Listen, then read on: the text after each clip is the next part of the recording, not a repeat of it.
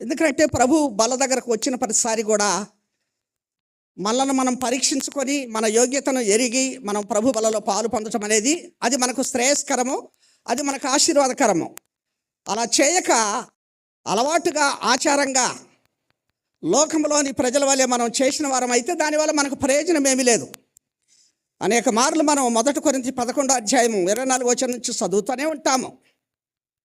కనుక ఏ మనుషుడైనా ఎవరైనా ఆ బలను సమీపించినప్పుడు తన్ను తాను పరీక్షించుకొని తన్ను తాను విమర్శించుకొని ఆ రొట్టెను తిని ఆ ద్రాక్షరసమును త్రాగితే అది మేలు, లేకపోతే అది మేలు కాదు కదా, అది మనకు కీడుగా పరిణమిస్తుంది. అందుకనే బలలో పాలు పొందటానికి ముందుగా ప్రతిసారి కూడా మనం దేవుని వాక్యం చేత బోధించబడి, హెచ్చరించబడి, సరిచేయబడి ప్రభు బల దగ్గరకు మనము వస్తుంటాం. ఈ సమయమందు మనకు దేవుడు సిద్ధపరిచినటువంటి ఆ హెచ్చరికలు, ఆ సూచనలు మన ఆత్మీయ జీవితం యొక్క లోటుపాట్లు ఏంటో ఎరిగినటువంటి వారమై దేవుని బలను సమీపించుదాం. చూడండి, మత్తయి సువార్త 16వ అధ్యాయము చదవబడినటువంటి లేఖన భాగాల నుంచి ఆత్మీయమైనటువంటి సంగతులు కొన్ని మనం తెలుసుకుందాం. మత్తయి సువార్త 16వ అధ్యాయము 13 నుంచి ఉన్న వచనాలు నేను చదువుతాను, మరొకసారి మీరే గమనించండి. యేసు ఫిలిప్పుదైన కైసరయ ప్రాంతములకు వచ్చి మనుష్య కుమారుడెవడని జనులు చెప్పుకొనుచున్నారని తన శిష్యులను అడుగగా, వారు కొందరు బాప్తిసమిచ్చు యోహాననియు, కొందరు ఏలియానియు, కొందరు ఇర్మియానియు లేక ప్రవక్తలలో ఒకడనియు చెప్పుకొనుచున్నారని. అందుకు ఆయన, మీరైతే నేను ఎవడనని చెప్పుకొనుచున్నారని వారిని అడిగను. అందుకు సీమోను పేతురు, నీవు సజీవుడగు దేవుని కుమారుడవైన క్రీస్తువని చెప్పాను. అందుకు యేసు, సీమోను బర్యోనా, నీవు ధన్యుడవు, పరలోకమందున్న నా తండ్రి ఈ సంగతి నీకు బయలుపరచనే కానీ నరులు నీకు బయలుపరచలేదు. మరియు నీవు పేతురువు, ఈ బండ మీద నా సంఘమును కట్టుదును, పాతాళలోక ద్వారములు దాని ఎదుట నిలువనేరవని నేను నీతో చెప్పుచున్నాను. పరలోక రాజ్యం యొక్క తాళపు చెవులు నీకిచ్చేదను. నీవు భూలోకమందు దేని బంధించుదువో అది పరలోకమందును బంధింపబడును, భూలోకమందు దేని విప్పుదువో అది పరలోకమందును విప్పబడనని అతనితో చెప్పెను. ఈ సందర్భంలో యేసు ప్రభువుల వారు తన దగ్గర తన శిష్యులందరూ చేరి ఉన్నప్పుడు ఆయన వారిని అడుగుతూ వస్తాడు, లోకములో మీరు నాతో ఉన్నారు, నేను మీతో ఉన్నాను, మనం కలిసి దేవుని యొక్క సువార్తను, రాజ్య సువార్తను మనం ప్రకటిస్తున్నాము. అనేక మంది లోకంలోని ప్రజలు ఈ సంగతులను వింటూ వచ్చారు. ఈ సందర్భంగా మరి ఈ లోకంలో ఉన్న ప్రజలు నన్ను గురించి ఏమనుకుంటున్నారు అని తన శిష్యులను అడిగినప్పుడు ఆ శిష్యులు కొందరు మాట్లాడుతూ వచ్చారు. అయ్యా, కొందరు ఇర్మియా అనుకుంటున్నారు, కొందరు బాప్తిస్మిచ్చు యోహాను అనుకుంటున్నారు, మరి కొందరు ఏలియా అనుకుంటున్నారు, మరి కొందరు ప్రవక్తల్లో ఒకటనుకుంటున్నారయ్యా, రకరకాలుగా నిన్ను గూర్చి ఇలా అనుకుంటున్నారు అన్నప్పుడు మరి మీరేమనుకుంటున్నారు? ప్రజలైతే లోకులు అలా అనుకుంటున్నారు, కానీ మీరేమనుకుంటున్నారు అన్నప్పుడు సీమోను పేతురు చెప్తాడు, అయ్యా, నువ్వు సజీవుడైన దేవుని కుమారుడవు. కనుక నీవు అంటే సీమోను పేతురుకు బయలుపరచబడిన సత్యం ఏంటంటే, యేసు ప్రభువు ఆయన కేవలము మరియా యోసేపుల కుమారుడు కాదు, ఆయన నజరేతులో ఉన్న వడ్లవాని కుమారుడు కాదు, ఆయన ఒక మనుష్యుడు కాదు. కనుక నీవు క్రీస్తువు, నీవు క్రీస్తువు అని సీమోను పేతురు చెప్తున్న మాట మనం వింటున్నాం. అంటే సీమోను పేతురు యొక్క జీవితంలో తను ఎరిగిన ఆ సత్యము, తను పొందిన ఆ ఆత్మ ప్రత్యక్షత, తను పొందిన ఆ విశ్వాసపు లోతు, ప్రభువును గూర్చి తను సమస్తమును తెలుసుకున్నవాడై ప్రభువుతో తను సంచరిస్తున్నటువంటి వ్యక్తి. అంటే ఇది ఏం తెలియజేస్తుందనంటే, అతను ఆత్మీయంగా చాలా శ్రేష్టమైన స్థితిలో ఉన్నాడు. సీమోను పేతురు చాలా గొప్పదైన ఆత్మీయ స్థితిలో ఉన్నాడు. కనుకనే లోకములో ఎవరికీ తెలియని సత్యము అతనికి తెలిసింది. ఆయన మామూలు మనుష్యుడు కాదు, ఆయన మెస్సియా, ఈ లోకమునకు రాబోతున్నటువంటి రక్షకుడు. ఎలా చెప్పగలిగాడు ఇది? ఇంత సత్యాన్ని తను ఎలా గ్రహించగలిగినాడు? అప్పుడు యేసు ప్రభు ఏమంటాడో తెలుసా? అక్కడ రాయబడిన మాట గమనించారా? చూడండి 17వ వచనంలో, అందుకు యేసు, సీమోను బర్యోనా, నీవు ధన్యుడవు, పరలోకమందున నా తండ్రి ఈ సంగతి నీకు బయలుపరచనే కానీ నరులు నీకు బయలుపరచలేదు. మరియు నీవు పేతురువు, ఈ బండ మీద నా సంఘమును కట్టుదును, పాతాళలోక ద్వారములు దాని ఎదుట నిలువనేరవని నీతో చెప్పుచున్నాను. అంత మాత్రమే కాదు, అతి శ్రేష్టమైన మాట ఒకటి పలుకుతాడు 19వ వచనంలో. ఏంటిది? పరలోక రాజ్యం యొక్క తాళపు చెవులు నీకిచ్చేదను. నీవు భూలోకమందు దేని బంధించుదువో అది పరలోకమందును బంధించబడును, భూలోకమందు దేని విప్పుదువో అది పరలోకమందును విప్పబడునని అతనితో చెప్పెను. చూసారా ఈ మాటలు? ఎంత ఉన్నతి పేతురు జీవితాన్ని ఇక్కడ కలిగి ఉంటున్నాడో ప్రభు సమక్షంలో మనం చూస్తున్నాం. మరియు నీవు పేతురువు అంటున్నాడు. అంతవరకు అతను ఒక సీమోను, కానీ ఇప్పుడు అంటున్నాడు నీవు పేతురువు. పేతురు అనే మాటకు కింద రాయబడింది ఏమని? రాయి అని కదా, రాయి. మరి ప్రభు ఎవరు? అక్కడ అంటాడు కదా, ఈ బండ మీద మరియు నీవు పేతురువు అని చెప్పి, మరియు ఈ బండ మీద నేను నా సంఘమును కట్టుదును, పాతాళలోక ద్వారములు ఆ సంఘము ఎదుట నిలువనేరవు.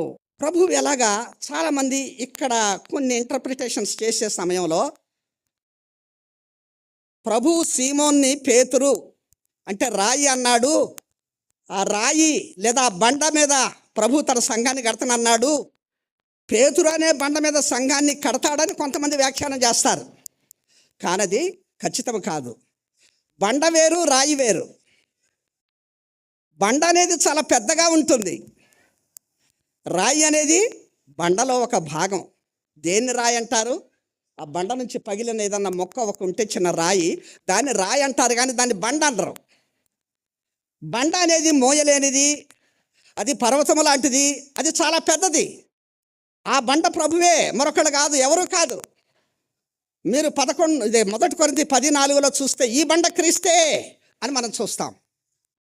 కనుక అంటే బండ మీద తను కట్టే సంఘానికి ఒక అత్యంత అవసరమైన వ్యక్తిగా పేతురును చేయటానికి ప్రభు ఇష్టపడ్డాడు. పేతురు యొక్క ఆ గొప్ప ఔన్నత్యం గమనించండి. మరియు నీవు పేతురువు, అందుకని అంటాడు 19వ వచనంలో, పరలోక రాజ్యం యొక్క తాళపు చెవులు నేను నీకిస్తా. నువ్వు దేనిని విప్పితే అది తెరుచుకుంటుంది, దేనిని మూస్తే అది మూసుకుంటుంది. ఇంతటి ఆత్మీయమైన ఉన్నతి, ఉచ్చస్థితిని, గొప్పదైనటువంటి ప్రశంసను ప్రభు ద్వారాగానే పొందిన ఈ పేతురు మరి ఆత్మీయ జీవితంలో ఒకానొక దశలో తాను దిగజారిపోయినటువంటి వ్యక్తిగా ఉన్నాడు. గమనించండి, కొన్ని సంగతులు నేటి దినాలలో కొన్ని వాక్యపు సత్యాలు, మర్మాలు మనం ఎరగటానికి మన పితరుల యొక్క ఉత్థాన పతనాలు, అంటే వాళ్ళ ఉచ్చస్థితులు, వాళ్ళ మరి పడిపోయినటువంటి స్థితులు కూడా మనకు దేవుని వాక్యమందుంచి మనకు హెచ్చరిక కలగటానికి, మనకు బుద్ధి కలగటానికి ఆయన ఈ మర్మాలను ఇప్పుడు బయలుపరుస్తున్నాడు. నేటి దినమందు ప్రస్తుతపు విశ్వాసులకు సాదృశ్యంగా పేతురును మనం పెట్టుకుందాం. అంటే విశ్వాసులమైన మన జీవితాల్లో కూడా చక్కటి రక్షణానుభవం పొంది, బాప్తిస్మం పొంది, పరిశుద్ధాత్మను పొంది, ప్రభు పరిచర్యలో పాలు పొందుతూ, ప్రభు కొరకు పాత్రలుగా వాడబడుతూ, ఆత్మీయమైనటువంటి వెలుగొందిన స్థితిలో ఉంటూ కొన్నిసార్లు మనము దిగజారిపోతున్నామేమో, దిగజారిన స్థితిలో ఉంటున్నామేమో. ఈ సమయం అవే మనం తెలుసుకోవాలి. పేతురు మనకు సాదృశ్యము, ఒక విశ్వాసికి సాదృశ్యము, విశ్వాసులకు సాదృశ్యము. ప్రభువు దగ్గర అంత ఉన్నత స్థితిని పొందినవాడు ఎక్కడికి పోయినా ప్రభువు వెంట ఆయన శిష్యుల్లో ఆయన మాత్రమే ప్రధానమైన వాడుగా ఉంటాడు. ఎందుకని? పేతురును ప్రభు ప్రేమించాడు. పేతురులో ఉన్న ఆత్మీయమైన ఆ స్థితిని ప్రభువు ఎరిగాడు. అందుకనే ఎక్కడికి పోయినా, కానీ ఒకానొక సమయం వచ్చినప్పుడు, ఒక స్థితి వచ్చినప్పుడు పేతురు ఆత్మీయ స్థాయిలో దిగజారినటువంటి పరిస్థితిని మనం చూస్తాం. ఇప్పుడు అదే మనము ధ్యానించబోతుంటున్నాం. ఎందుకంటే విశ్వాసలము, మనం విమోచించబడిన వారము, మనం రక్షించబడిన వారము, దేవుని వాక్య సత్యాలు ఎరిగిన వారము. అయినను మన ఆత్మీయ జీవితంలో పడిపోయిన, దిగజారిన, పతనమైన స్థితులు ఉన్నాయి. పేతురు వాటిని ఎలా కలిగి ఉన్నాడో మనము కూడా అలా కలిగి ఉంటున్నాం. వాటిని ఎరిగి ఒకవేళ ఉంటే, అలాంటి దిగజారిన స్థితి ఉంటే, వాక్యానికి సరిపోల్చుకుంటూ మన జీవితాన్ని మరొకసారి మనం ఏం చేయాలా? దిద్దుకొని ప్రభు బల దగ్గరికి వెళ్ళాలి. అప్పుడు అది మనకు క్షేమము. కనుక పేతురు యొక్క ఆత్మీయ జీవితంలో తను దిగజారిన ఆ స్థితి ఏమిటో మనము కొన్ని విషయాలను ధ్యానం చేద్దాం. ఇంత గొప్ప ఆత్మ ప్రత్యక్షత పొందినవాడు, ఆయనే మెస్సియా, ఆయనే క్రీస్తు అని ఎరిగినటువంటి వాడు, ప్రభువుతో 3.5 సంవత్సరాలు ఆయన వెంటుండి, ఆయనకు సన్నిహితంగా సమీపంగా ఉండి, ఆయనను వెంబడించి, ఆయన కార్యాలన్నీ గమనించి, ఈయన నిజంగా లోకరక్షకుడని గుర్తెరిగినటువంటి వాడు, ఒకానొక సమయం వచ్చినప్పుడు ఎందుకు అతడు ఒక లోకస్తుడి వలె జారిపోయాడు? ఎందుకు ఆయన లోకస్తుడి వలె పడిపోయాడు? మనము కూడా అదే స్థితిలో ఉంటున్నామేమో. ఈ సమయమందు ఈ సంగతులు కొన్ని తెలుసుకొని మన జీవితాన్ని ప్రభు బల దగ్గర సరి చేసుకుందాం. రండి, పేతురులో ఆత్మీయంగా అతను దిగజారినటువంటి ఆ పరిస్థితి ఏంటో మొదటి మెట్టు చూద్దాం. పేతురు ఆత్మీయ జీవితంలోని ఆ జారుడు మెట్లు ఏంటి, ఎలా జారిపోయాడు తన ఆత్మీయంగా అనే సంగతులు మనము ఎరిగి ప్రభు బలను సమీపించుదాం. మత్తయి సువార్త 26వ అధ్యాయము పేతురు ఆత్మీయంగా దిగజారిన మొదటి జారుడు మెట్టు ఏంటో చూద్దాం. చూడండి, మత్తయి సువార్త 26వ అధ్యాయము 31, 32, 33 వచనాలు చదవండి. అందుకు పేతురు, నీ విషయమై అందరూ అభ్యంతరపడినను నేను ఎప్పుడునూ అభ్యంతరపడనని ఆయనతో చెప్పగా. చాలు, ప్రభువు చెప్తాడు, ప్రవచనానుసారంగా చెప్తాడు. పై వచనాల్లో ప్రవచనానుసారంగా చెప్తాడు. ప్రభు చెప్పిన మాట ఏంటి? గొర్రెల కాపరిని కొట్టుదును, మందలోని గొర్రెలు చెదిరిపోవును అని వ్రాయబడి ఉన్నది కదా. కనుక మీరందరూ చెదిరిపోతారు. ఈ రాత్రి గెత్సెమనే తోటలో వాళ్ళు వచ్చి నన్ను పట్టుకుంటున్నప్పుడు మీరు పారిపోతారు, మీరు చెదిరిపోతారు. ఎందుకంటే ప్రవచనం ఉన్నది, నా గురించి చెప్పబడిన ప్రవచనం ఉన్నది. నేను గొర్రెల కాపరిని కొడతా, మందలోని గొర్రెలు చెదిరిపోతాయి అని ఉన్నది. కనుక నా విషయం మీరు అభ్యంతర పడతారు అన్నప్పుడు పేతురు ఏమంటున్నాడు అక్కడ 33వ వచనంలో? అందుకు పేతురు, నీ విషయమై అందరూ అభ్యంతరపడినను నేను ఎప్పుడూ అభ్యంతరపడనని ఆయనతో చెప్పగా. చూడండి, ఇందులో ఏం కనిపిస్తుంది పేతురు జీవితంలో? అతనిలో అంటే అతనికి ప్రభు పట్ల ఉన్న నమ్మకము, విశ్వాసము ఇవన్నీ ఎరుగును. అయినను సరే ఒక మనుష్యుడిగా తను అక్కడ ఏం చూపిస్తున్నాడంటే తన యొక్క అహంభావమును చూపిస్తున్నాడు. అహంభావము అంటే గర్వము, అహంకారము అని అర్థం వస్తుంది. అహంభావం అనేటువంటిది కొన్నిసార్లు మనం విశ్వాసం అయ్యుండి కూడా ఇటువంటి అహంభావాన్ని కలిగి ఉంటాం. ఎలా? నేను చేస్తా, నేను చూస్తా, నువ్వేమవుతావో చూడు అన్నట్లుగా ప్రవర్తన ఉంటుంది. మన ప్రవర్తన, నన్నేమి చేయలేరు మీరు, కనుక నేనేదంటే అదే ఈ భావన. పేతురు అంటున్నాడు, ఎవరు అభ్యంతరపడ్డా నేనైతే అభ్యంతరపడను. అది అక్కడ ప్రవచనం చూపించాడు. ప్రభు అని ఎరిగినటువంటి వాడు, మెస్సియాగా గుర్తించినటువంటి వాడు, ప్రభు చెప్పితే అది ఖచ్చితమని తను ఎరిగినటువంటి వాడు. ఆ సమయంలో తను ఒక అవిశ్వాసిలాగా దిగజారిన ఆ పరిస్థితి చూస్తుంటున్నా, అహంభావాన్ని ప్రదర్శిస్తున్నాడు. ఈ అహంభావం ఎక్కడిది? ఈ లక్షణం ఎక్కడిది? చూడండి, మార్కు సువార్త 7వ అధ్యాయం 22వ వచనం. మార్కు సువార్త 7వ అధ్యాయం 22వ వచనం.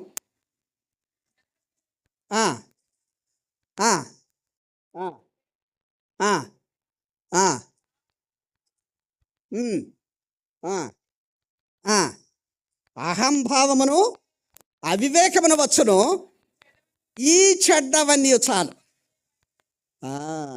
ఈ చెడ్డవన్నీ ప్రభు చెప్తున్న మాట ఇది. ఈ చెడ్డ కార్యాలలో పేతురు హృదయంలోనికి ఈ అహంభావం చోటు చేసుకుంది. ఈ చెడ్డవన్నీ మనుషులు లోపల నుండి వచ్చి అపవిత్రపరిచేటువంటివి, చెడును చేసేటువంటివి. ఇటువంటి పరిస్థితుల్లో పేతురు జీవితంలోనికి ఈ అహంభావము, ఈ చెడ్డ కార్యం ప్రవేశించింది. అహంభావాన్ని ప్రదర్శిస్తున్నాడు.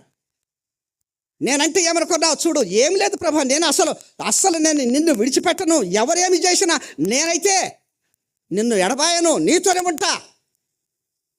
అహంభావము, విశ్వాస సంబంధమైన జీవితంలో ఈ అహంభావము, మనం ఈ సహవాసంలో మనం నేర్చుకున్నది అహంభావం కాదు, అణిగిమణిగి ప్రభువు చిత్తమైతే చేస్తామనేటువంటిది. లోకంలో చాలామంది ఉన్నారు, వాళ్ళ యొక్క అధికార పరిస్థితులను బట్టి ఆ బిషప్పులైనా రెవరెంట్లైనా మరెవరైనా వాళ్ళకున్న చట్టాన్ని బట్టి మేము అది చేస్తాం ఇది చేస్తామని చెప్తారు. కానీ ఈ సహవాసంలో అలాంటి పెత్తనాలు కానీ పెద్దరికాలు కానీ అలా ప్రకటించుకునే అహంభావాలు కానీ ఉండవు. అందుకని దైవజనుడైన భక్త్ సింగ్ గారు ఏ కార్యక్రమానికైనా ఏదైనా జరగబోతుందనంటే ప్రభు చిత్తమైతే, ఇఫ్ గాడ్ విల్లింగ్, అది జరుగుతుంది. దేవుని చిత్తమైతే ఇది చేద్దాం. ఈనాడు విశ్వాస సంబంధమైన జీవితంలో ఈ దర్శనము, ఈ విశ్వాసపు స్థాయి, దీని నుంచి మనం దిగజారిపోయి ఒక శరీర సంబంధమైన ఈ అహంభావాన్ని మనము కలిగి మనం ఆత్మీయంగా పాడైపోతుంటున్నామా?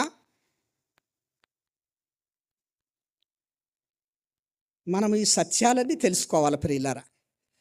కనుక ఇంత గొప్ప ఆత్మ ప్రత్యక్షత కలిగి ప్రభువుకు అతి సన్నిహితమైన ప్రాముఖ్యమైనటువంటి ఈ యొక్క భక్తుడు, ఈ శిష్యుడు పరలోకపు తాళపు చేతులే నీకు ఇస్తాను అని చెప్పి వాగ్దానము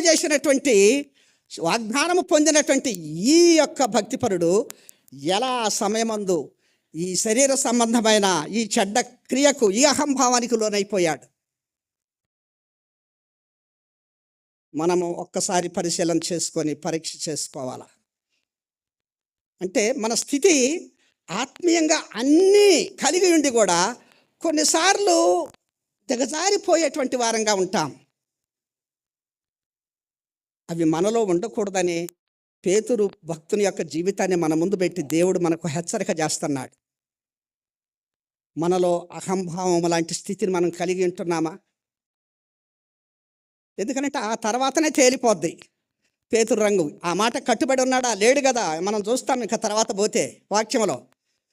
అంటే తనలో ఉన్నటువంటి ఆ యొక్క గర్వము, అహంకారము, అహంభావం అనేటువంటి ఆ చెడ్డ క్రియ తనను ఆత్మీయంగా ఒక మెట్టు దిగజారటానికి కారణమైపోయింది. ఈ స్థితిని మనము ఎరుగుదాం. ఒకవేళ మనకు ఈ దిగజారిన మెట్టు ఏమన్నా మన విశ్వాస జీవితంలో ఉందేమో పరీక్షించుకుందాం. ఇక రెండవ దిగజారిన మెట్టు పేతురు జీవితంలో ఏంటో మనం చూద్దాం. చూడండి, అదే మత్తయి సువార్త 26వ అధ్యాయము. మనం ఇందులోనే చూస్తాము పేతురులోని ఆత్మీయంగా దిగజారిపోయిన ఆ సంగతులన్నీ కూడా ఇదే అధ్యాయంలో చూస్తాము. చూడండి 40వ వచనం, మత్తయి సువార్త 26వ అధ్యాయం 40వ వచనం. ఆయన మరల శిష్యుల యొద్దకు వచ్చి వారు నిద్రించుట చూచి, ఒక గడి అయినను నాతో కూడా మేల్కొని ఉండలేరా, చాలు. ప్రభు ముందే చెప్పాడు. మరి మీరు ఆ వెనక వచనాలకు పోతే అక్కడ 39, 38 వచనాల్లో కూడా వాళ్ళందరిని తీసుకెళ్ళి మీరు ఇక్కడ నిలవండి అని చెప్పి ఆ శిష్యులు అక్కడ నిలబెట్టి, అందులో మరల పేతురును యోహాను సోదరుణ్ణి వెంట పెట్టుకొని కొంచెం ముందుకు పోయి వాళ్ళని అక్కడ ఆపి, మీరెక్కడ నిలిచి ఉండి, ఎప్పుడు నిలిచి ఉంటాం? మెలకుతో ఉంటే నిలిచి ఉంటాం. అంటే మీరు మెలకుగా ఉండండి, నిలిచి ఉండండి అని ప్రభు మరికొంత దూరం ముందుకు పోయి మీరు ప్రార్థన చేయండి అని చెప్పినప్పుడు, అలా ప్రభు ప్రార్థన చేసి వచ్చేసరికి వీళ్ళు ఏం చేస్తున్నారు? నిద్రపోతున్నారు. నిద్ర. కనుక విశ్వాస సంబంధమైన జీవితంలో ఒక ఉత్కృష్టమైనటువంటి ఒక ఉన్నతమైనటువంటి లోక కళ్యాణం నిమిత్తమై ప్రభు చేయబోయే కార్యం కొరకు ఆయన గెస్సెమనే తోటలో ప్రసవేదన పట్టడానికి ప్రార్థించటానికి ఆయన వాళ్ళకి సూచన ఇచ్చి మీరు మెలకువగా ఉండి ప్రార్థన చేయండి అని అంటే వీళ్ళు ఏం చేస్తున్నారు? నిద్రపోతున్నారు. కనుక పేతురు జీవితంలో అదే మనం చూస్తాం. రెండవ దిగజారిన మెట్టు ఏంటంటే ఆత్మీయంగా తను నిద్రావస్థలో ఉన్నాడు, నిద్రపోతున్నాడు. ఎందుకంటే ప్రత్యేకంగా వాళ్ళలో నుంచి ఇంకొంచెం ముందుకు తీసుకొని వచ్చి చెప్పిన మాట, మీరు ఇక్కడ నిలబడి ఉండి ప్రార్థన చేయండి అంటే నిద్రపోతున్నాడు. మన ఆత్మీయ జీవితంలో మనం నిద్రావస్థలో ఉంటున్నామా? నిద్రపోయే స్థితి ఉంటున్నామా? పరీక్షించుకోవాలి ప్రియులారా. ఎందుకంటే ఈ నిద్ర ఆత్మీయంగా మనల్ని చాలా నష్టానికి తీసుకొని వెళుతుంది. అంటే ఇది ఆత్మీయంగా ఒక్కొక్కసారి ఈ నిద్ర అనే మాట దేవుని వాక్యంలో నిద్ర మరణానికి సూచనగా ఉంది. దేవుని వాక్యంలో ఈ నిద్ర మనకున్న బాధ్యతను విస్మరించి మనము దేవుని యొక్క కార్యాన్ని నిర్లక్ష్యపెట్టి విడిచిపెట్టే స్థితిని కూడా తెలియజేస్తుంది. కనుక ఇటువంటి స్థితి మన జీవితాల్లో ఉందా అంటే మరణావస్థలో మనం ఉంటున్నామా? ఆత్మీయంగా దేవుని కార్యాల విషయమై అలక్ష్యం చేసి నిర్లక్ష్యం చేసి ఒక నిద్రావస్థ స్థితిని మన జీవితాల్లో కలిగి మనము సంఘానికి, దేవుని యొక్క వాక్య పరిచర్యకు, దేవుని యొక్క పనికి మనము మరి నష్టం చేసే వారంగా ఉంటున్నామా? మనం పరీక్షించుకోవాలి. పేతురు ఆ రీతిగా తను నిద్రకు జారిపోయినటువంటి వాడు.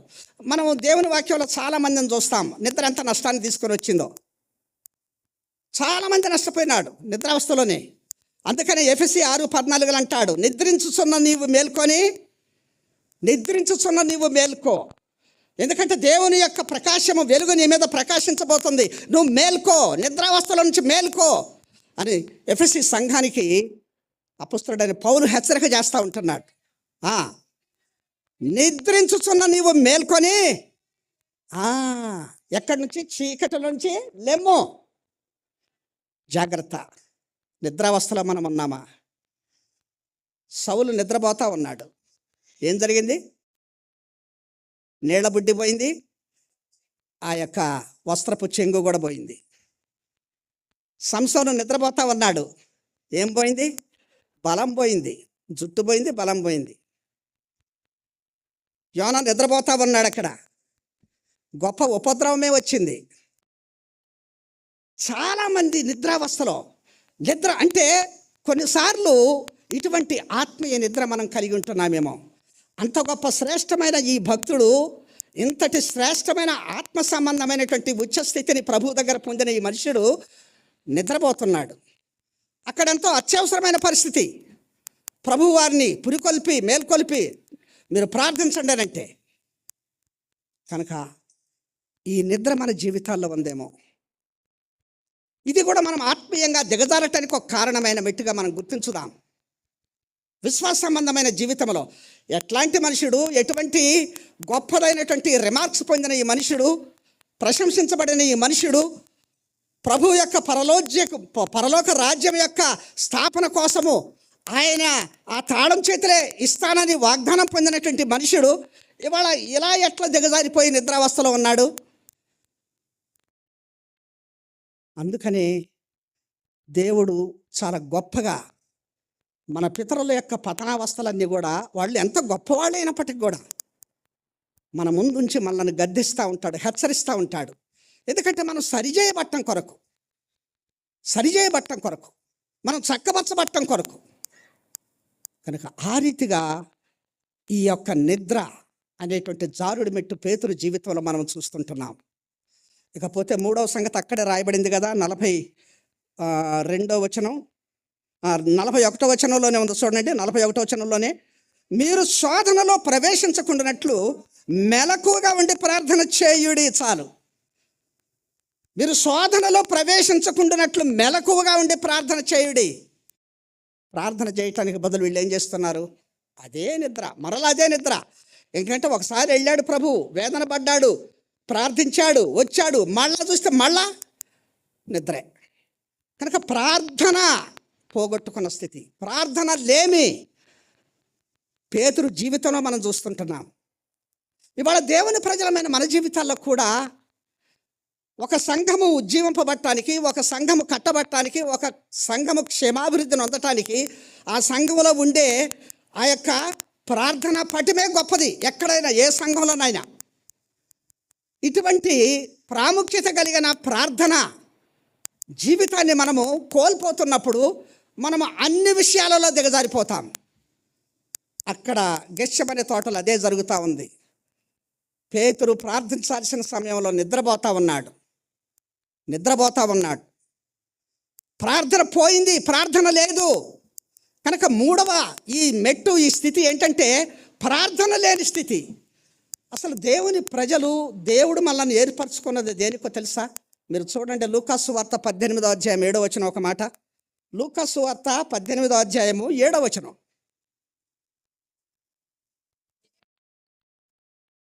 దేవుడు తాను ఏర్పరచుకొనిన వారు దివారాత్రులు తన్ను గూర్చి మొరపెట్టుకొనుచుండగా చాలు. దేవుడు తాను ఏర్పరచుకున్న వారు ఏం చేస్తారట? దేవుని ప్రజలు దివారాత్రులు మొరపెట్టుకుంటారు. అంటే ఎల్లప్పుడూ ప్రార్థన చేస్తారు. ప్రార్థన చేసేవారు. ఏది ప్రార్థన? నీవు దేవుని చేత ఏర్పరచబడిన వాడవు. ఒక ప్రాముఖ్యమైనటువంటి బాధ్యత అప్పజెప్పబడినటువంటి వాడవు. ఆత్మ ప్రత్యక్షత నొందిన వాడవు. ఈనాడు సంఘంలో చాలామంది అదే చెప్పుకుంటూ ఉంటారు. నేను ఎప్పటి నుంచో ప్రభు నెరిగినటువంటి వాడను, ప్రభు పరిచర్య కొనసాగుతున్న వాడను, ప్రభువుని నమ్ముకున్న వాడిని. ఇక మన యొక్క కుటుంబ చరిత్ర దగ్గర నుంచి తీసుకొని వస్తాం మన స్థితి వరకు. మా తాతెలా, మా నాన్నెలా, నేనెలా. మంచిదే. ఏది ఆ ప్రార్థనా జీవితం? ఏది ఆ ప్రభు పరిచర్యలో నమ్మకంగా కొనసాగే జీవితం? ఏది ప్రభు ప్రత్యక్షతలో నిలిచి ఉన్న జీవితం? ఏది? కనుక పేతురు ఆ రీతిగా తను ప్రార్థన లేమితో, ప్రార్థన చేయని వాడుగా, తనకు అప్పచెప్పిన బాధ్యతను విస్మరించిన వాడుగా అక్కడ కనిపిస్తూ ఉన్నాడు. కనుక ప్రార్థనా జీవితం మనకి ఎంత అవసరం. దేవుడు మనల్ని ఏర్పరచుకున్నది మనము ప్రార్థించే వారంగా, దివారాత్రులు మొరపెట్టుకునే వారంగా ఉండాలి. ఈనాడు మన ప్రార్థనలే, దేవుని ప్రజల ప్రార్థనలే ఇవాళ లోకంలో మనుషులందరూ రక్షించబడటానికి, ప్రపంచము శాంతితో ఉండటానికి కారణమవుతూ ఉంటాయి. అట్టి బాధ్యతను మనం విస్మరించి ప్రార్థన లేని వారంగా ఉంటున్నాం మేము.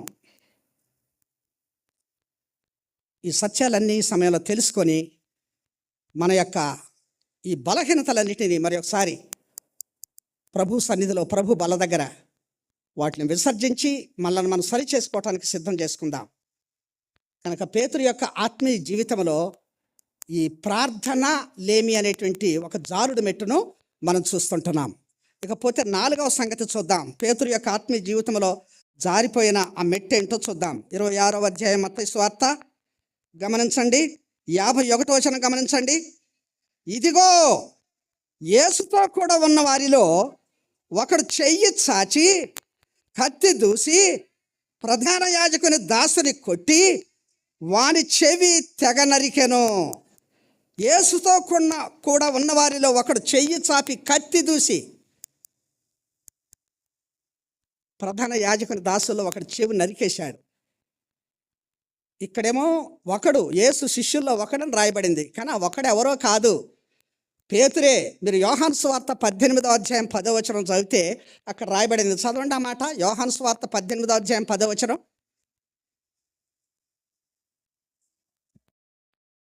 సీమోను పేతురునొద్ద కత్తియుండి నందున అతడు దానిని దూసి ప్రధాన యాజకుని దాసుని కొట్టి అతని కుడి చెవి తెగ నరికెను. మల్కు అనేటువంటి వాని చెవి నరికాడు. ఇక్కడ పేతురు జీవితంలో ఏం కనిపిస్తుందనంటే ఒక వేషధారణ కనిపిస్తుంది, హిపోక్రసీ. అంటే ఎందుకు? బంట్రౌతులు వచ్చారు, గెషమనే తోటలో కత్తులు గుదేలతో వచ్చారు, ప్రభువును పట్టుకున్నారు, ఇక బంధించి తీసుకుపోబోతున్నారు. ఇస్కరియోతు యోధేమో ముద్దు పెట్టాడు, పట్టుకున్నారు. పట్టుకుని పోతుంటే వెంటనే ప్రభువు దగ్గర తన యొక్క నమ్మకత్వాన్ని, తన యొక్క ఆ స్వామి భక్తిని చూపించుకోవటం కోసం తన దగ్గర ఉన్న కత్తితో వెంటనే ప్రధాన యాజకుడి యొక్క దాసుడి చెవి నరికాడు. ఇందులో పేతురు జీవితంలో కనపరుచుకున్న ఆ వేషధారణ ఉంది. వేషధారణ అంటే ఏంటంటే పైకి భక్తిని ప్రదర్శిస్తూ ఉంటాం, కానీ లోపల భక్తి ఉండదు. ఏమనుకుంటున్నావు? నేను ప్రభువుకి ఎంతో ముఖ్యమైన వాడిని, ప్రభువు నన్ను ఇష్టపడ్డవాడు, ప్రభువునే మీరు పట్టుకుంటారా అన్నట్లుగా తన యొక్క భక్తిని ప్రదర్శించటానికి తన వేషధారణ చూపించాడు అక్కడ ఆ కత్తిని తీసి. మనము కూడా మన జీవితాల్లో కొన్నిసార్లు ఇటువంటి వేషధారణ కలిగి ఉంటాం. వేషధారణకి 3 ముక్కలు ఖచ్చితంగా చూపిస్తాను నేను. చూడండి, మత్తయి సువార్త 23వ అధ్యాయము 23వ వచనంలో వేషధారణ అంటే ఏంటో అక్కడ కనపడుద్ది. త్వరగా చదవండి, తీసి.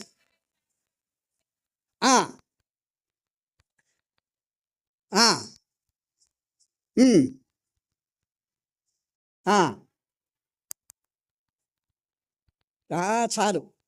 అయ్యో వేషధారులైన శాస్త్రులారా, పరిసయ్యులారా, వీళ్ళు వేషధారణ భక్తి ఏమిటంటే ఇవి బాహ్యమైన భక్తి. ప్రతి వారము గుడికి వస్తాం, ప్రతి వారము బలలో పాలు పొందుతాం, ప్రతి వారము కానికేస్తాం, ఆన్లైన్ ప్రేయర్కి వస్తాం, సంఘ ప్రార్థనకు వస్తాం, బైబిల్ స్టడీకి వస్తాం. ఇవి పైకి కనపడే భక్తి. దాన్ని బట్టి మనం ఏమనుకుంటామో తెలుసా? చాలామంది ఆ సోదరుడు, ఆ సోదరి అసలు ఎలా వస్తారు మందిరానికి, ఎలా ఆరాధన చేస్తారు, ఇవన్నీ బయటికి కనిపించే భక్తి, వేషధారణ భక్తి. ఇదే పేతురు జీవితంలో పైకి వేషధారణ. ఆ శాస్త్రుల పరిసయ్యులు, అదే ప్రభు అంటాడు, అయ్యో వేషధారులైన శాస్త్రులారా, పరిసయ్యులారా, మీరు పుదీనాలో, సోపులో, జీలకర్రలో 10వ వంతిస్తారు. అంటే 10వ భాగం ఇవ్వటం అనేది అదొక ధర్మశాస్త్ర సంబంధమైన ఆచారం వాళ్ళు కలిగి ఉంటున్నారు. కానీ వాళ్ళ జీవితాల లోపల ఏమి లేదు, న్యాయము లేదు, కనికరము లేదు. మీరు న్యాయమును కనికరమును విడిచిపెట్టారు. అవి చేస్తూనే ఇవి చేయాల్సిన వారు అసలు మీలో కనికరము లేదు, న్యాయము లేదు, ఒక పరిశుద్ధత లేదు, కానీ ఈ మాత్రం ఇస్తారు. ఇదే వేషధారణ భక్తి అంటే. అక్కడే ఇంకా మనం గమనించినట్లయితే 25వ వచనం కూడా రాయబడింది చూడండి. అయ్యో వేషధారులైన శాస్త్రులారా, పరిసయ్యులారా, మీరు గిన్నెను పళ్ళెమును వెలుపట శుద్ధి చేస్తారు, కానీ అజితేంద్రియత్వంతో నిండి ఉంటాయి. మీరు గిన్నెను పళ్ళాన్ని వెలుపట శుద్ధి చేస్తారు. అంటే బయటకు పైకి ఎంతో గొప్పదైనటువంటి భక్తిని ప్రదర్శించేటువంటి వారంగా ఉంటాం. లోపల అజితేంద్రియత్వము. అజితేంద్రియత్వం అంటే అన్రైటియస్నెస్, అంటే అక్రమమైన, అవినీతిమయమైన జీవితం. లోపల ఎలా ఉంటుంది, కానీ పైకి మాత్రము కనిపిస్తాం. ఇదే లోకములో నేటి దినాల్లో విశ్వాసుల్లో కనపడేటువంటిది. మరి ఈ సంగతులన్నీ మనం ఎరగాల. 27వ వచనంలో కూడా అదే ప్రభు అయ్యో వేషధారులైన శాస్త్రులారా, పరిసయ్యులారా, మీరు సున్నము కొట్టిన సమాధుల వలె ఉన్నారు. అవి వెలుపల శృంగారముగా కనపడతాయి, వెలుపల, లోపల చచ్చిన వాటి ఎముకలతో సమస్త కల్మషంతో నిండి ఉంటాయి. మన బ్రతుకులు అలా ఉంటాయి. చాలు. సున్నము కొట్టిన సమాధులు. నేటి దినాల్లో చచ్చిన వాళ్ళకి సమాధులు ఎంత అద్భుతంగా కడుతున్నారో, చాలా ఖరీదు పెట్టి, చక్కటి పాలరాతితో, చక్కగా గ్రానైట్స్తో, రకరకాలుగా ఖరీదులు పెట్టి ఒక్కో సమాధిని 5 లక్షలు 10 లక్షలు పెట్టి కడుతున్నారు. ఎంత బాగుంటాయో ఆ సమాధులు చూస్తూ ఉంటే. అసలు ఆ షాజహాన్ అయితే ఆగ్రాలో అతి గొప్ప సమాధి కట్టాడు. ప్రపంచంలోనే అలాంటి సమాధి లేదు. ఏంది ఆ సమాధి? తాజ్మహల్. తాజ్మహల్ అనేది అదొక మహలో మంచి మందిరం కాదండి, అది సమాధి. తన భార్య ముంతాజ్ మీద ఉన్న ప్రేమతో కట్టిన సమాధి తాజ్మహల్. ఇవాళ ప్రపంచ వింతల్లో అదొక వింతగా కనపడుతుంది, అంత అద్భుతంగా కట్టాడు. కానీ దాని మధ్యలో ఒక గోరి ఉంటుంది. చూసిన వాళ్ళు తెలుస్తుంది, నేను చూశాను. ఆ ముంతాజ్ యొక్క గోరి ఉంటుంది ఆ తాజ్మహల్ మధ్యలో కింద హాల్లో. దాన్ని ఒక్కసారి ఓపెన్ చేస్తే ఏముంటుంది అందులో? ఆ చచ్చిపోయిన ఆవిడ ఎముకలు అవి ఉంటాయి, కుళ్ళిపోయినాయి. ఈనాడు విశ్వాస సంబంధమైన జీవితంలో సున్నము కొట్టిన సమాధుల్లాగా ఇదే వేషధారణ అంటే. కనుక మన జీవితాల్లో మనం ఇది ఉందేమో, వేషధారణ ఉందేమో. పేతురు ఆ సమయంలో వేషధారణ భక్తిని ప్రదర్శిస్తున్నాడు. నిజమైన భక్తి అయితే అది ఆ యొక్క స్థితి ప్రభువును వెంబడించటంలో చివరిదాకా ఉండాల్సింది. ఇమ్మీడియట్గా మరొక 10 నిమిషాల్లోనే మారిపోయింది ఆ సంగతి. దీనినే వేషధారణ భక్తి అంటారు.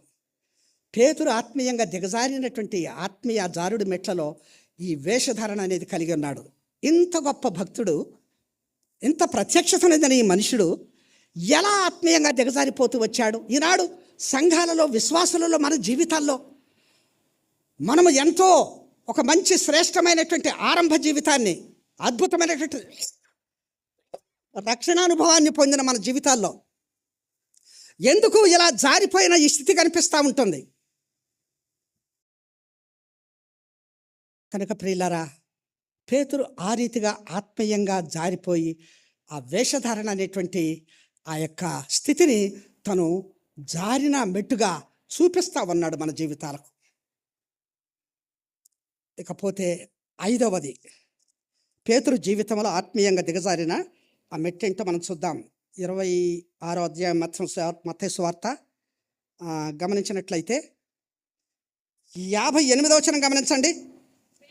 పేతురు ప్రధాన యాజకుని ఇంటి ముంగిటి వరకు ఆయనను దూరము నుండి వెంబడించి లోపలికి పోయి దీని అంతమేమమునో చూడవలెనని బంట్రౌతులతో కూడా కూర్చుండెను. ఇంటి ముంగిటి వరకు ఆయనను దూరము నుంచి వెంబడించి. ఇంతకు ముందేగా మనం చూసింది, చెవి తెగ నరికినోడు, ప్రభువా నేనంటే ఏమనుకున్నావో, నా స్వామి భక్తి అంటే ఏమనుకుంటున్నావో, నీ మీద ఎవడన్నా చేయేస్తే నేను ఊరుకుంటానా అని అనుకున్నటువంటి వాడు మరికొంత సమయంలోనికి ఎలా మారిపోయి ఇప్పుడు ఎక్కడున్నాడు? ప్రభుకి చాలా దూరంగా, చాలా దూరంగా, ప్రభువుకు సన్నిహితంగా ఉన్నటువంటి వాడు, ప్రభువుతో పాటు అన్ని విషయాలలో ఆయనతో నడిచినటువంటి వాడు మరి ఎందుకు ఇప్పుడు ఇంత దూరంగా ఉండి వెంబడిస్తున్నాడు? ఈనాడు క్రైస్తవ జీవితంలో మనం ఎంతో సన్నిహితమైనటువంటి అనుభవం పొంది, రక్షణానుభవం కలిగి, ప్రభు కొరకు ఏమైనా చేయటానికి సిద్ధంగా ఉన్న మన జీవితాల్లో మనము దిగజారిన స్థితిలో కొన్నిసార్లు ఎందుకు వెనకడుగు వేసి వెనకైపోతుంటున్నాము? ప్రభువుని ఎందుకు దూరంగా మనం వెంబడిస్తున్నాము? సన్నిహితంగా ఎందుకు లేకుండా పోతున్నాము? జాగ్రత్త. మనకొక గొప్ప గుణపాఠము భక్తుడైన పేతురు జీవితం ద్వారా మనం నేర్చుకుంటున్నాం. దూరముగా వెంబడించే స్థితి, దూరముగా ఉండి వెంబడించే స్థితి. ప్రభు రూపాంతరపు కొండ మీద పేతురును కూడా తీసుకొని వెళ్ళాడే, ప్రభువు యొక్క మహిమను తేజస్సును చూసినటువంటి వాడే, ఆయన చేసిన అద్భుతాలన్నిటిని ఎరిగినటువంటి వాడే, ప్రతి పరిస్థితుల్లో కూడా ప్రభువుకు కుడిభుజంగా ఉన్నటువంటి వాడే, అతి సమీపంగా సంచరించి ఆయనతో పరిచర్యలో పాలు పొందినటువంటి వాడే ఎందుకు దూరంగా వెంబడిస్తున్నాడు? ఈనాడు మన జీవితాల్లో ఎందుకు మనము ప్రభువుకు దూరంగా ఉండి వెంబడిస్తున్నాం? కొన్నిసార్లు సంఘ బాధ్యతలు, సంఘ పరిచర్య, సంఘ విషయాలలో ముందుకు రాలేక దూరంగా ఏం అపాయం వస్తుందని నీకు, ఏమి నష్టం కలుగుతుందని నీకు ఆలోచన చేస్తున్నావు? ప్రభు నిజంగా ప్రేమించి ప్రభు యొక్క ఆ ప్రత్యక్షతను, ఆ రక్షణ అనుభవాన్ని పొందితే నీకు ఈ లోక సంబంధమైన లోటుపాట్లు, కష్టాలు, నష్టాలు ఏమన్నా నీకు ఇబ్బంది కలిగిస్తాయా? చాలామంది జీవితాల్లో ప్రభువుకు దూరంగా ఉండి వెంబడిస్తూ ఉంటారు.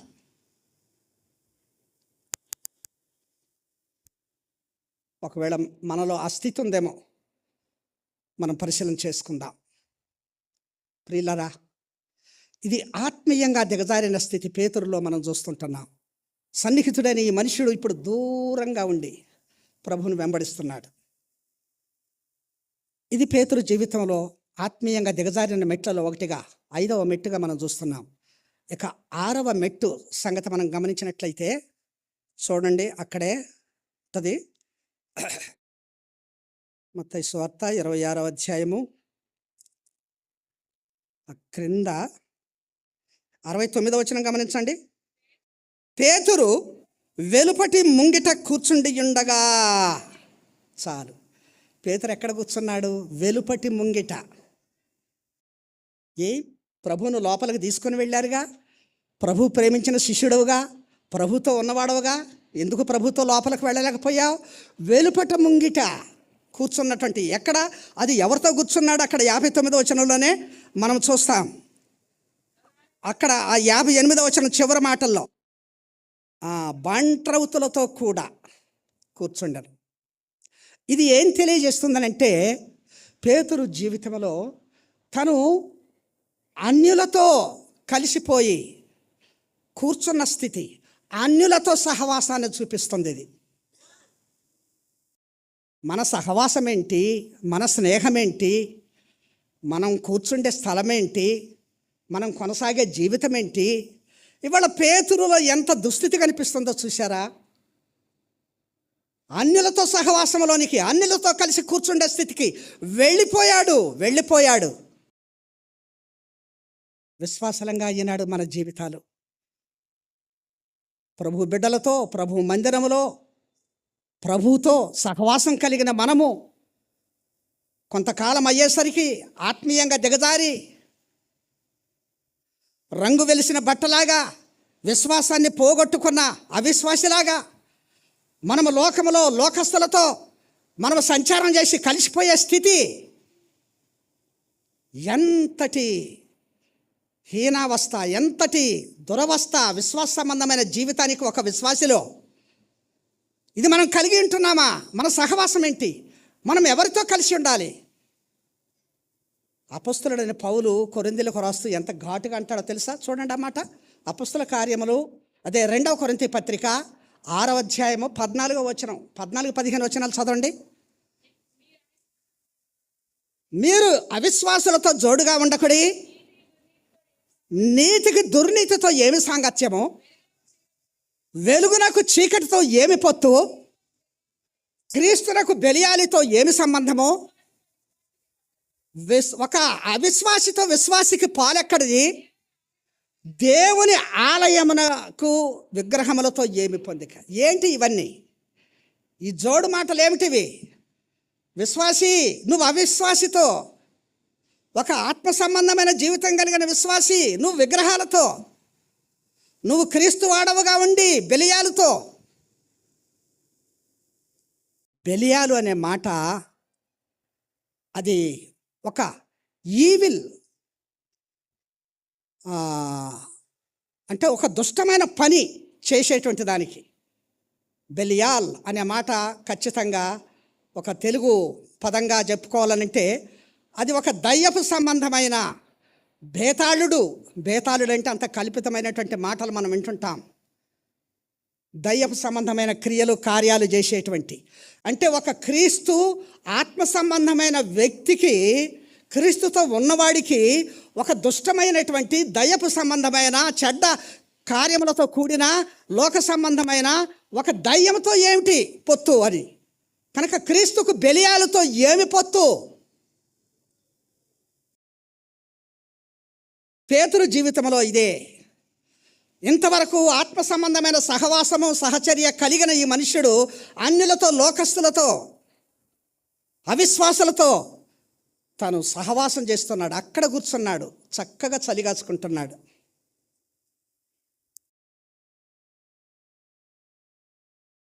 ఈ సత్యాలు మనం ఎరుగుదాం. ఆత్మీయంగా దిగజారిన మన జీవితాలలో ఈ జారుడు మెట్లు ఉన్నాయా? మన విశ్వాస సంబంధమైన జీవితంలో మంచి సాక్ష్యము, మంచి అనుభవము, మంచి పరిచర్య కలిగి మరి ఎందుకు ఇలా మనము దిగజారిపోతుంటున్నాం? కనుక మనము ఈ విషయాలలో ఆలోచన చేసుకోవాలి ప్రియులారా. ఒకవేళ కొన్ని సంగతుల్లో మనం సిగ్గుపడాల్సిన వారంగా ఉంటే సిగ్గుపడి వాటిని సరిదిద్దుకోవాలి. అంతేగాని వాటికి భిన్నంగా మనం ఖిన్నులమై మనం దిద్దుబాట్లు పోగొట్టుకుంటే, అంత భక్తిపరుడు అయ్యిండి పరలోక రాజ్యాన్ని పోగొట్టుకున్న ధనవంతుడు వలె మనం ఉంటాం. బాల్యం నుంచి అన్నీ చేశాడు. మీరు మార్క్స్ వార్త 10వ అధ్యాయం 17వ వచనం చదివితే అక్కడ ఒక పెద్ద ధనవంతుడు నిత్య జీవమును పొందుటకు నేనేం చేయాలనంటే ప్రభు చెప్తాడు, అరే నీ తల్లిదండ్రులు సన్మానించు, నువ్వు భక్తిగా జీవించు, అబద్ధం ఆడమాకు, నరహత్య చేయమాకు, వ్యభిచారం చేయమాకు, ఇవన్నీ దొంగలించమాకు, ఇవన్నీ బాల్యం నుంచి చేస్తున్నానయ్యా అంటే వీడి వేషధారణ భక్తి అంత గొప్పగా ఉందో. కానీ వాడు మిగులు ఆస్తిపరుడని ఎరిగి ప్రభు అంటాడు, నీకున్నదంతా అమ్మి బేదలకు ఇచ్చి నన్ను వెంబడించు, అప్పుడు నీకు పరలోక రాజ్యం దొరుకుతుందనంటే వాడు ఆ మాటకి ఏం చేశాడు? ముఖము చిన్నబుచ్చుకొని వ్యసన పడుతూ వెళ్ళిపోయాడు. ఎవడికి నష్టం జరిగింది? ముఖం చిన్నబుచ్చుకొని. ఈనాడు వాక్యం మనల్ని హెచ్చరిక చేస్తుంటే కొన్నిసార్లు మనం ముఖం చిన్నబుచ్చుకుంటాం, వ్యసన పడతాం. కొన్నిసార్లు ఇది నాకే, నన్ను ఉద్దేశించి చెప్తున్నాడు అనుకుంటాం, ఇది నన్నే హెచ్చరిక చేస్తున్నాడు అనుకుంటాం, బాధపడతాం. దానివల్ల నష్టము ఆత్మీయంగా. దేవుని వాక్యం అది కనుక జాగ్రత్త. మన జీవితాల్లో మన సహవాసము, మన పొత్తు, మనం ఎవరితో సంచరిస్తున్నాం, ఎవరి దగ్గర కూర్చుంటున్నాం, ఏం చేస్తున్నాం. పేతురు అదే చేశాడు. ఇంతవరకు దివ్యమైన గొప్ప సహవాసాన్ని అనుభవించిన ఈ మనుషుడు లోకస్తులతో కలిసిపోయి శత్రువులతో సహవాసం, బంట్రవుతుల దగ్గర కూర్చున్నాడు. ఇవన్నీ మనం ఎరగాలి. ఈ మధ్యాహ్న కాల సమయంలో ప్రభు మనల్ని ప్రేమించి మనకి ఈ తరుణం ఇస్తున్నాడు. మన ఆత్మీయ జీవితంలో మనం దిగజారిన స్థితి ఎరగటానికి ప్రభు ఈ గొప్ప సమయం ఇస్తున్నాడు. దిద్దుకున్నాం. ఇది పేతురు జీవితంలో మనం 6వ దిగజారిన మెట్టుగా మనం చూస్తున్నటువంటిది. తను అన్యులతో సహవాసము, శత్రువులతో సహవాసం కలిగి కూర్చున్న వ్యక్తిగా మనం గమనిస్తుంటున్నాం. చివరిగా 7వ సంగతి చూద్దాము. చూడండి, మత్తయి సువార్త 26వ అధ్యాయము 70వ వచనం చదవండి. అందుకతడు, నేనుండలేదు, నీవు చెప్పు సంగతి నాకు తెలియదని అందరి ఎదుట నేను. అలాగే 72వ వచనం కూడా చదవమ్మా. అతడు ఒట్టు పెట్టుకొని, నేనుండలేదు, ఆ మనిషిని నేను ఎరుగనని మరలా చెప్పాను. కొంతసేపు అయిన తరువాత అక్కడ నిలిచి ఉన్నవారు పేతురు నొద్దకు వచ్చి, నిజమే, నీవును వారిలో ఒకడవే, నీ పలుకు నిన్ను గూర్చి సాక్ష్యం ఇచ్చుచున్నదని అతనితో చెప్పిరి. అందుకతడు ఆ మనిషిని నేను ఎరుగనని చెప్పి శపించుకొనుటకును ఒట్టు పెట్టుకొనుటకును మొదలు పెట్టెను.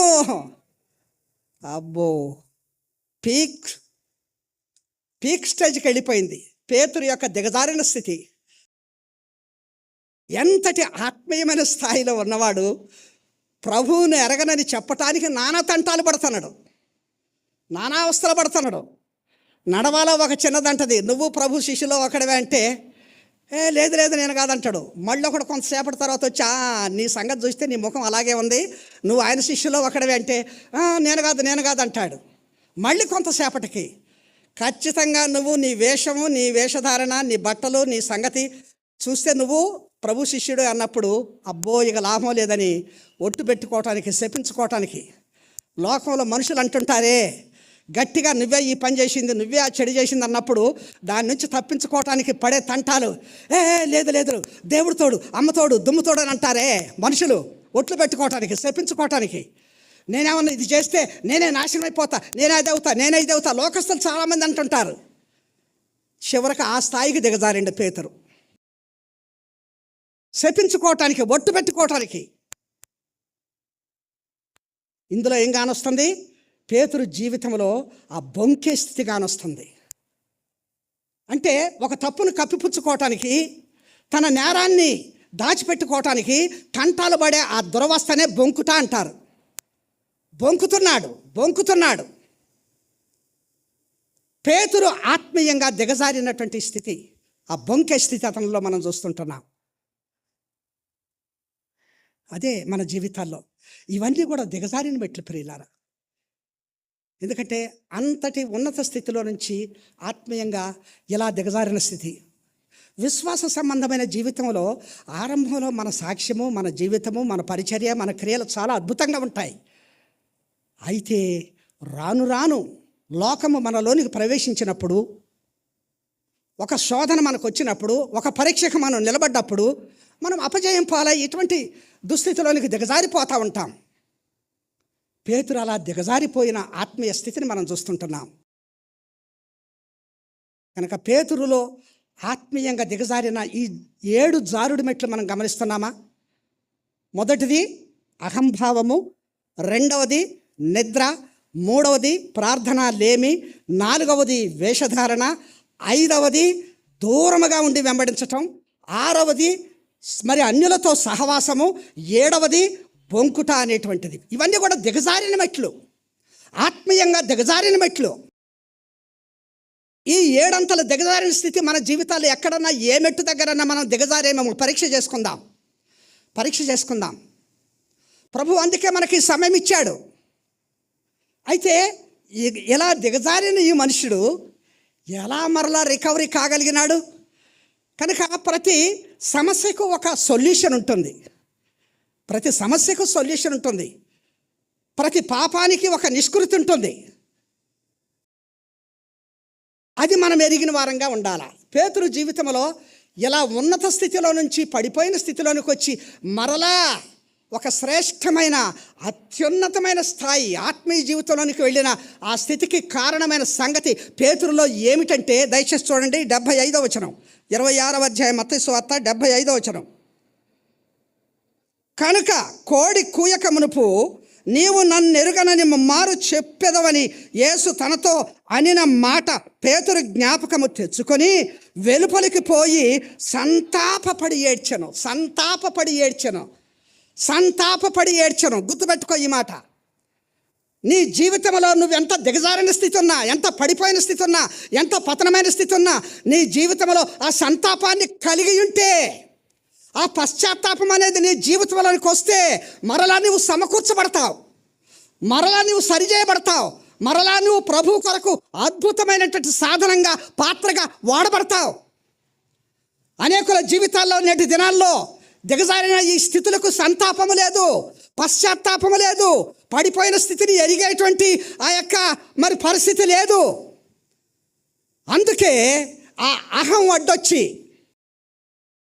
మనుషులు ఈ సంతాపాన్ని పోగొట్టుకొని, ఈ పశ్చాత్తాపాన్ని కలిగి ఉండని స్థితిని వాళ్ళు పోగొట్టుకొని వెళ్ళిపోతున్నారు, జారిపోతున్నారు, సమకూర్చబడలేకపోతుంటున్నారు, దేవుని యొద్దకు రాలేకపోతుంటున్నారు. కానీ పేతురు ఇంతగా దిగజారిన స్థితి ఉన్నా కూడా ప్రభువు తనతో అన్న మాటను ఒకసారి జ్ఞాపకం చేసుకున్నప్పుడు వెలుపలికి పోయి సంతాపపడ్డాడు. అందుకనే పేతురు ప్రభువు సమాధి నుంచి లేచినప్పుడు మొట్టమొదటిసారి ప్రభువును కలిసిందే పేతురు. ఎందుకంటే తనకిక నిద్ర పట్టట్లా, సంతాపపడి ఏడ్చాడు ఇంటికొచ్చి. కానీ ఇప్పుడు ప్రభు దగ్గరకు పోయే స్థితి లేదు, కలిసే స్థితి లేదు. ఎందుకని? ప్రభువును బంధించారు, కొరడాలతో కొడుతున్నారు, సిలువను మేదేసి కల్వరి కొండకు తీసుకొని పోతున్నారు. ఇక ప్రభువును కలిసే స్థితి లేదు. తన జీవితంలో భౌతికంగా ప్రభువును కలిసే స్థితిని పోగొట్టుకున్నాడు, సంతాపపడి ఏడుస్తున్నాడు. 3వ దినాన ప్రభు సమాధి నుంచి లేచేంతవరకు కనిపెట్టుకొని కాచుకొని, ప్రభు సమాధి నుంచి లేవటంతోనే ముందుగా పరిగెత్తుకొని పోయి ప్రభు యొక్క కౌగిలిలో వాలిపోయి పశ్చాత్తాపపడి ఏడ్చితే ప్రభు పేతురును కనికరించాడు. అందుకనే ప్రభు ఏదైతే వాగ్దానం చేశాడో ఆ వాగ్దానము పేతురు జీవితంలో నెరవేర్చబట్టానికి, పరలోకపు తాళపు చేతులు నీకు ఇస్తాను అని చెప్పిన ఆ మాటకు మొట్టమొదటిసారి పేతురు యొక్క ప్రసంగం ద్వారా మొదటిసారి ప్రభు కొరకు సమకూర్చబడిన ఆ 300 మంది జనాంగాన్ని మనము అపొస్తలుల కార్యాలు 2వ అధ్యాయంలో చూస్తాం. పెంతెకోస్తు పండుగ నాడు మొట్టమొదటి తాళపు చెవి పేతురు తెరిచేశాడు, పరలోక రాజ్యపు ద్వారము తెరిచాడు. ప్రభు కొరకు సమకూర్చటానికి ఆ యొక్క ప్రభువును గుర్చిన సువార్త పేతురు చెప్పినప్పుడు 3000 మంది రక్షణ పొందారు. మొట్టమొదటి పరలోకపు తాళపు చెవి పేతురే తెరిచాడు. అద్భుతం కదా! ఎలా సమకూర్చబడ్డాడు? కారణము తను పశ్చాత్తాపడ్డాడు, తను సంతాపపడ్డాడు, ప్రభు ప్రేమకు మరలా పాత్రుడయ్యాడు. ఈనాడు మన ఆత్మీయ జీవితంలో ఇన్ని దిగజారని మెట్లున్నా, ఇన్ని జారుడు మెట్లున్నా, మన మొదటి స్థితి మనం మరలా పొందటానికి ఆ సంతాపము, ఆ పశ్చాత్తాపము మనకు అవసరమై ఉంది. ప్రభు అద్భుతంగా నిన్ను నన్ను చేర్చుకోవటానికి ఆయన ఇష్టపడుతున్నాడు. యెషయా గ్రంథం 65వ అధ్యాయం 2వ వచనంలో అంటాడు, తమ యొక్క ఆలోచనల చొప్పున చెడు మార్గంలో అనుసరించుచు దినమెల్లా లోబడనల్లని ప్రజల వైపు ఆయన ఏం చేస్తున్నాడట? చేతులు చాపుతున్నాడు.